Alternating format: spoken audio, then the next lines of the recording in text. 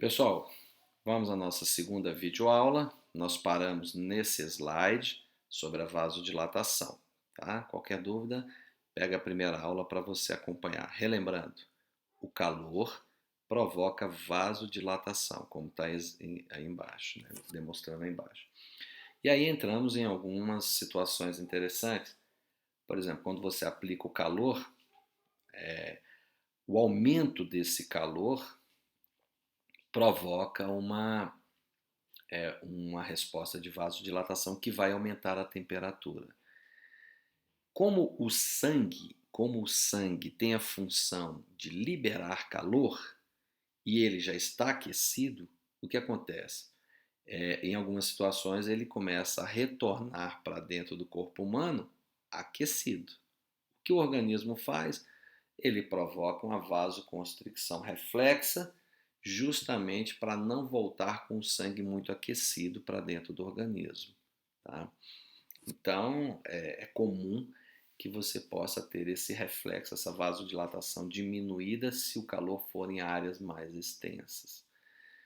Para controle da dor, né? O calor no controle da dor.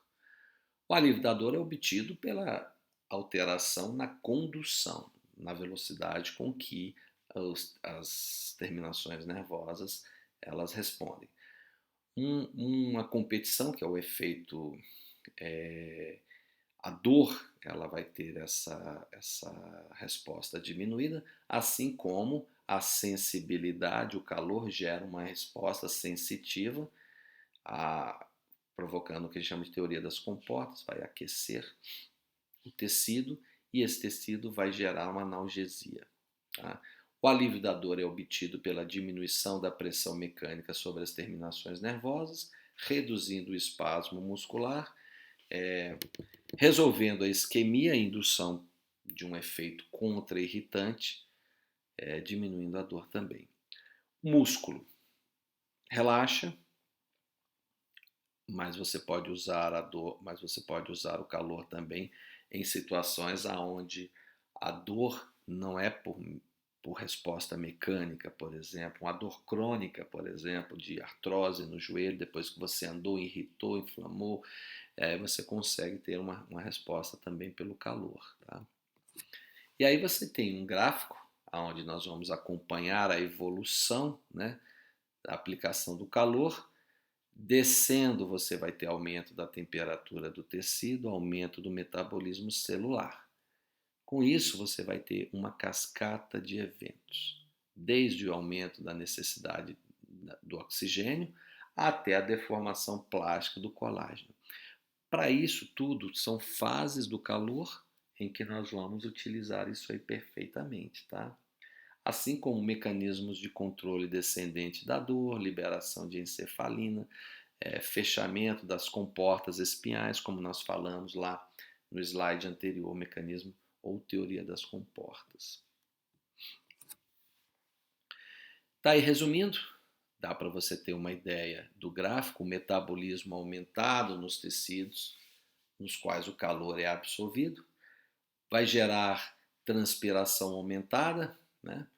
O aumento linear da tensão de oxigênio com temperatura tecidual aumentada, ou seja, o calor facilita a dissociação. O oxigênio passa mais facilmente para o tecido.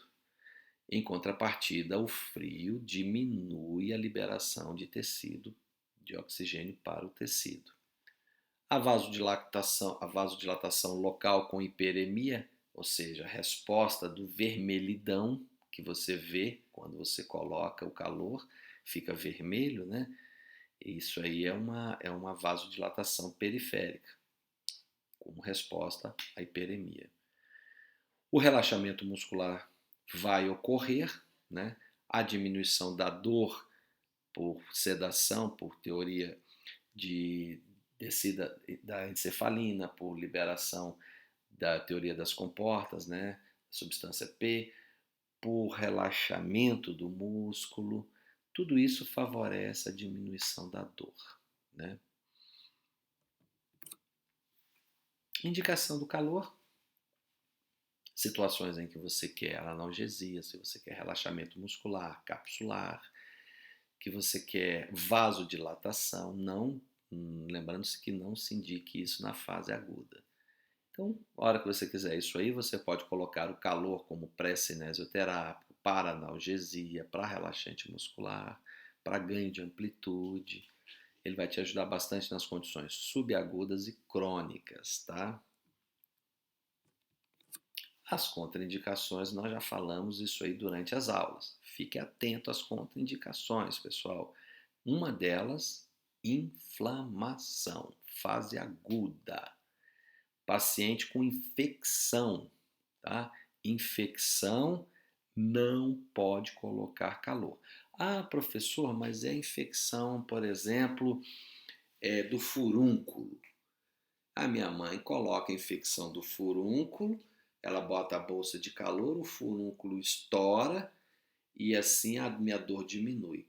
Mas veja bem, você estimulou a proliferação bacteriana, o pus resultante dessa competição, que foi o que explodiu o seu tecido, e com isso a pressão no tecido diminuiu e o furúnculo diminuiu o volume. Mas vamos pensar numa situação mais grave. Vamos pensar numa infecção hospitalar que está dentro do seu joelho e você não está vendo. E você aqueceu esse joelho com ondas curtas ou você aqueceu esse joelho com calor mais ampliado, como um turbilhão, uma piscina, de repente. O que vai acontecer?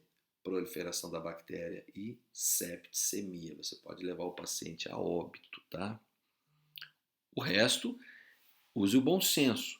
Nada de útero gravídico, nada de olhos, face, muito cuidado com a aplicação de calor. Eu não estou falando do calor de compressa, né? O homem, por exemplo, vai na barbearia, ele bota uma toalha no rosto para fazer a barba, mas nós temos outros tipos de calor, tá? E aí nós vamos partir para os aparelhos. Para isso eu vou encerrar essa videoaula e nós vamos começar a nossa terceira e última videoaula falando sobre aparelhos, minha gente.